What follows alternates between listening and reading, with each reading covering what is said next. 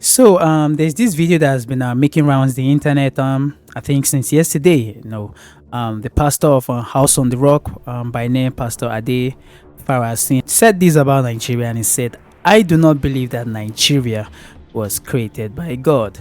So you listen to the video before I give you my take. Nigeria, I do not believe it was created by God. I don't believe it. I believe that Elizabeth I got into a deal with the Ottomanian Empire, and they had a deal concerning the Sudan. And those who care to buy the book, buy the book. It's written by a fellow called, the name of the book is The Martyrdom of Man. As far as Africa was concerned, two empires got together and decided that this land will go to the sons of Ishmael. It is self-evident. But let's not go there. This is not a political forum. This is a church. And the church has responsibilities to get right what man got wrong. She's the light of the world and the salt of the earth. That's important. I have no problem with people of any faith being in charge, but they must adhere to the constitution of we the people. And when a constitution purports to be of we the people and it is not, it's some soldiers who wrote it, you have to question why we obey that constitution. Nigeria cannot be a solid nation that is properly grounded going towards her destiny. We started to go, but the Bible says, Psalm 11 verse 3, if the foundation is corrupted, if it is destroyed, what can the righteous do? To build a sustainable building, you have to build a solid foundation. You do a soil test, you do your engineering statics, and you determine what will carry this building and make it last for a long time. There's a difference between any Jankara Jati road and the road that they built that takes you to the Lagos airport. That's a proper road. Why they build roads and resurface them wrongly, I don't know. Somebody suggested to me that it's that kind of road because they want the same contract next year. That means that somebody sitting down somewhere making decisions has no sense of equity and justice. Do you understand? I hope you get me. I'm riding. Are you ready to ride or die? Are you getting ready to ride all the way? Let's go. And we have two civilizations in this country. There was a colonial conquest coming from the Maghreb, the Sahel, and it was interrupted by another colonial conquest of the British. And the British are not, let me say it another way, Awolowo, Tafawa Balewa, Amadu Bello, and Azikiwe. They are not the founding fathers of Nigeria, in my opinion.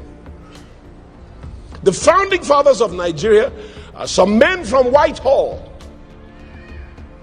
and a fellow called Tob Goldman. His girlfriend, she named the country.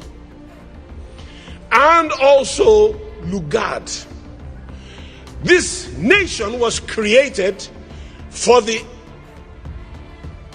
business of the British purse, so they wouldn't have to bear the bill for the not as prosperous and wealthy part, unwealthy part of the country. Yes, there you have it. Pastor Adefarasin of the House on the Rock Church and gave his own take. And here he says, that in his own opinion, that Nnamdi Azikiwe, Obafemi Awolowo, all of the founding fathers that we know, that we're being told according to our history that founded Nigeria, fought for the liberation of the country and its independence, and not the founding fathers. And then he traced down our pre-colonial times. For me, I do not have issue with his take at all. I mean, it's like he's giving his congregation a history class.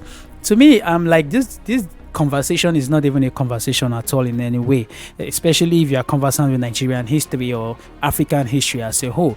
So The problem I have is where he said that it is not founded by God. I mean, who in his right senses would say that any country was founded by God, except if we just like to spiritualize things a lot. And I think that has always been the problem. People like to spiritualize things, especially in Africa.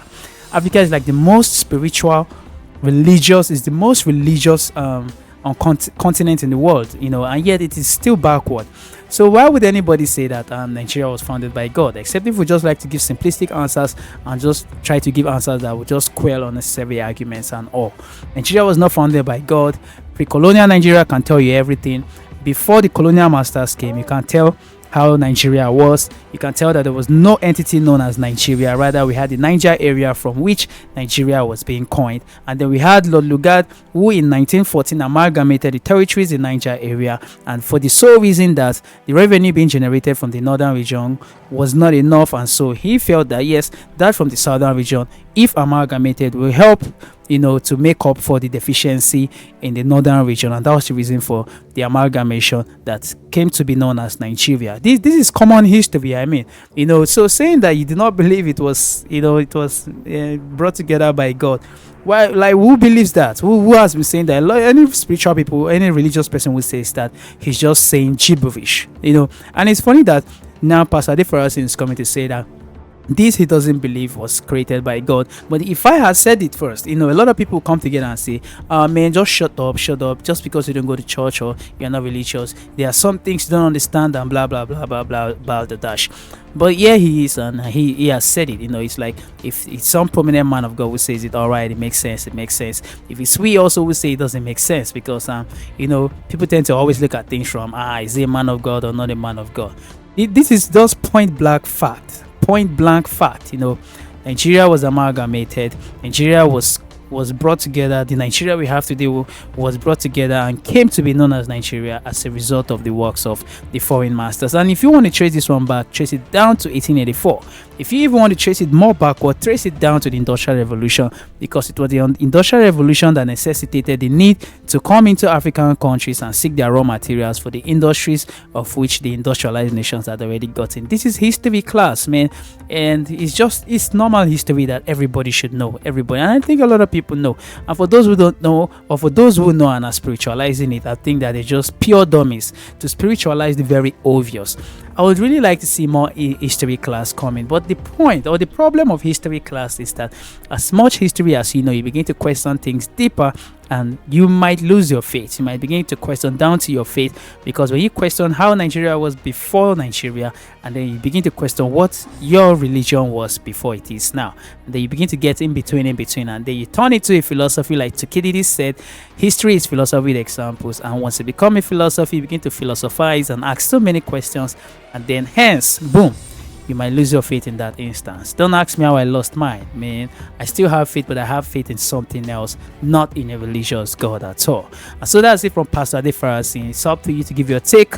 And yes, Nigeria was not founded by God. No African country was founded by God. All of these things, all of the African entities we have today were makeup of colonial masters, and they left it worse off than they met it. Yes, if you read Walter Rodney, How Europe Underdeveloped Africa, you would see for yourself pre-colonial Africa and post-colonial Africa, and you see the comparative analysis he made in chapter 6, of how Europe underdeveloped Africa. You could go check out the book. It's a timeless book. It's a remarkable book. It's a landmark book.